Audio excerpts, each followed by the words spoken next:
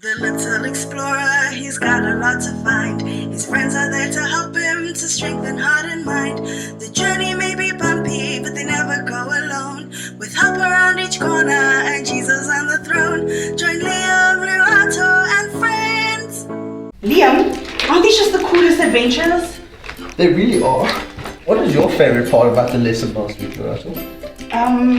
Probably how little David was, and God still had a grand plan for him, you know? It makes me feel like even though I'm just a little kid, God already has a plan for me when I'm big, you know? Do you think he does? Absolutely. And you know, he knows what he wants us to do one day. And if we let him, he'll help us get there. Just like David. Maybe one day I'll be an astronaut, or a cop, or a spy. I think that you'll be whatever it is that God wants you to be. And you know what? He'll help you get there if it's really, really wants. You know what? I know that God will let you be exactly what it is that he wants you to be. And he'll lead you right there when the time is right. Just like he led David. I think I want to be a teacher. Ooh, you'd make a great teacher, Lerato. Thanks, Stephanie. Steph, what do you want to be when you get big? I don't know. Maybe God doesn't have a plan for me. No, man. Of course he does. Well, what is it then?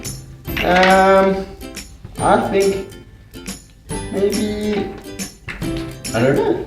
Me neither. But I do know that God knows. And he'll take you from where you are to wherever you need to be when the time is right. I think so too. And you know, even just having ideas doesn't necessarily mean that that's what God wants for you. I mean, my mom changed her mind like 15 times about what she wanted to do when she was little. Yeah. I mean, knowing's not important. The important thing is to know that God knows. He knows what you're going to do with every day of your life, and he's going to give you exactly what you need when the time is right. Yeah, I guess that's true. Guys, I'm really sorry, but I have to get going. I have to help my mom with lunch. Oh, I don't want to go yet. Oh, that's okay. I'll stay with you. Hey, Liam, before you go, can you show us what the next stop on the map is? Oh, sure. Let me have a look quick.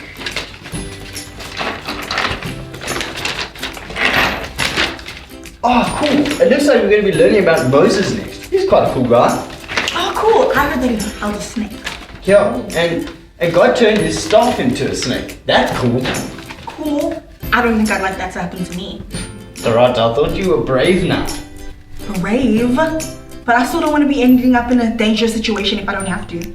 I suppose that's a wise choice. Alright guys, I'm gonna get going. Bye. Bye. Bye.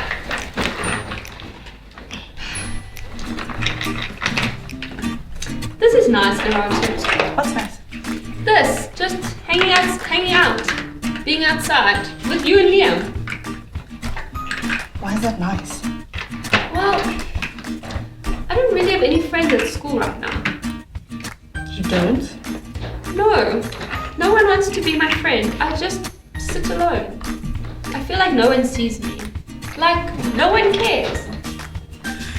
Oh, Steph, I'm so sorry. I know it's not nice when you feel like nobody cares about you. Well, that's why it's nice in having you and Liam be my friends. You know what? We are your friends. So I'm just sorry we don't go to the same school. Otherwise, you could totally sit with us at break. But you know, that story last week about David really helped me. You did? Well, it helped me to see that God sees me wherever I am. Like, not only does he see me today, but he sees me tomorrow and in my future. Even when I'm 90 years old, he sees me. It makes me feel really special to know that God sees me. It does, huh? Like, being alone sucks, but when the God of the universe sees you, it doesn't feel so bad, huh? No, it's not so bad. I have to go. I have to go work on a speech for school. I'm really nervous. I don't like talking in front of people. Oh, shame, Seth. I'm so sorry that you're nervous. But you know, one of our other discoveries was that God makes us brave. Remember how, like, he made David brave so that he could fight the giants? Mm-hmm. Yeah, maybe if you ask him, he can make you brave too. That's a good idea. I think I'll ask him. Hey, did you know that Moses didn't like speaking in front of people either? Really? Yeah. Hey, do you want to join us on our next adventure? Yes, okay. I'll meet you tomorrow at the park, at the big tree. Okay, cool. Cool, I'll tell Liam. And Jamie? Jamie's at the dentist tomorrow. I don't think she can come. Oh. But hopefully Liam can come. I'm Hopefully. excited for it. Okay, I'll see you guys tomorrow at the tree. Okay, bye Narata. Bye. Bye. Good morning, guys. I hope that you're enjoying watching Liam and Lorato and the adventures that they're going on. And I hope that you feel like you're going on the adventures with them. They certainly are learning a lot. If you haven't noticed, we've been doing a series on I Am, which shows us what God sees us as. So the first thing we learned was that we're God's masterpieces. Then we learned that we're brave. Then we learned that we're strong. And then last week we learned that we're seen. So this week our story is going to be on Moses, like Liam and Lorato said. And what we're going to learn is that we're empowered. So I'm going to explain to you what empowered means after this next video, which is going to give us the story of Moses.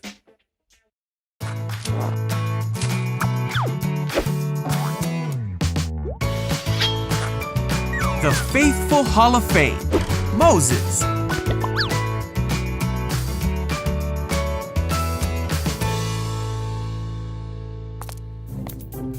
This is Moses. Heyo. Moses was an Israelite boy born in Egypt in a time when Israelite boys were not supposed to live. Wait, huh? The Israelites were slaves to the Egyptians. But God had a special plan for Moses, Oh, eh? and he spent his childhood in the palace of the Pharaoh. You see, when Moses grew up, he made a big mistake. Uh-oh. Pharaoh found out what Moses had done, and he tried to have Moses killed. Ah! So Moses ran away from Egypt. He stopped in the land of Midian, Ah. and 7 sisters came to the well to give water to their father's flock. Some shepherds came to drive them away, Hey, you. but Moses stood up for the women. Hey. Ow. Now these sisters were the daughters of the Midianite priest named Jethro. When Jethro heard what Moses did for his daughters, he sent for Moses. So Moses came to live among the Midianites, and he married Zipporah, one of Jethro's daughters. Huh? Meanwhile, back in Egypt, the old Pharaoh died, but he was replaced by a new Pharaoh who continued to treat the Israelites poorly. Oh, man.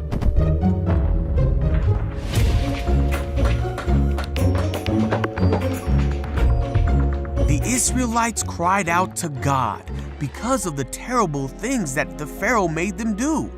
God heard these people and knew it was time to act.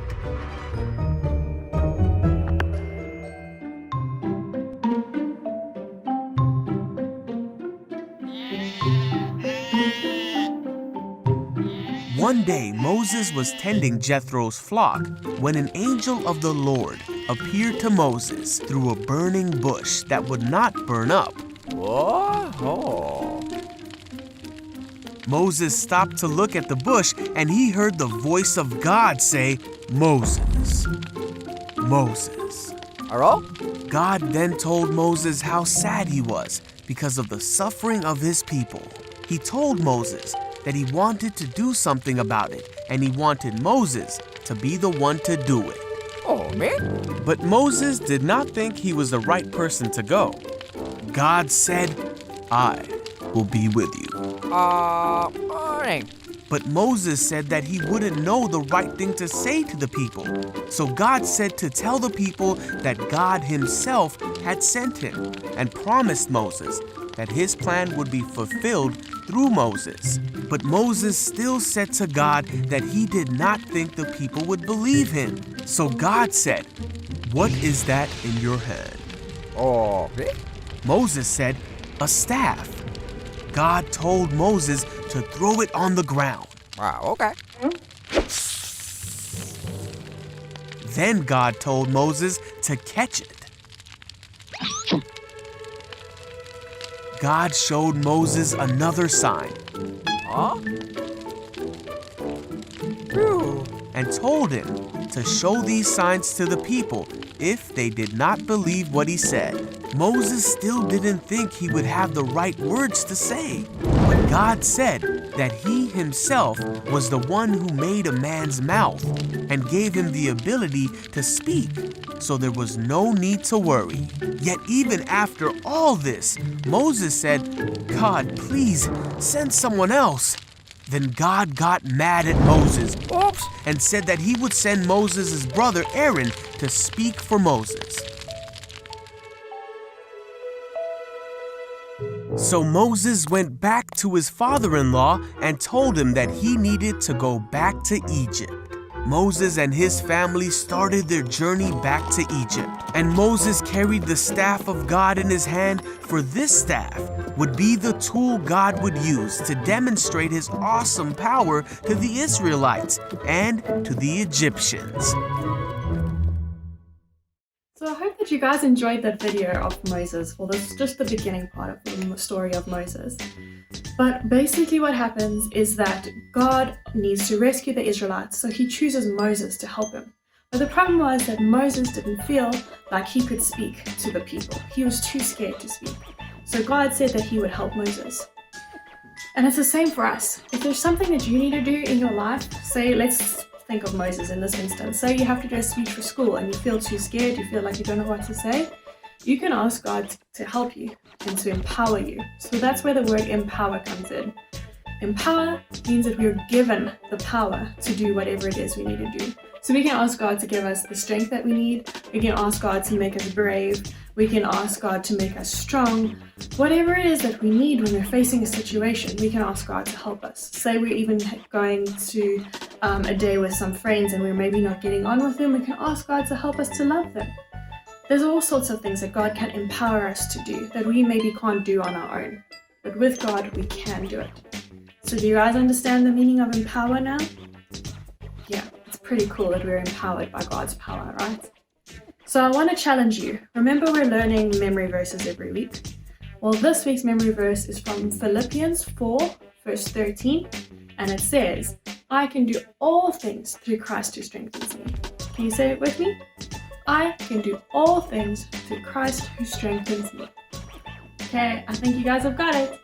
Hopefully you'll be able to memorize it and you can come and tell me next week and you can get a prize for it. Okay, love you guys. Enjoy the worship that's to follow. Nothing is impossible!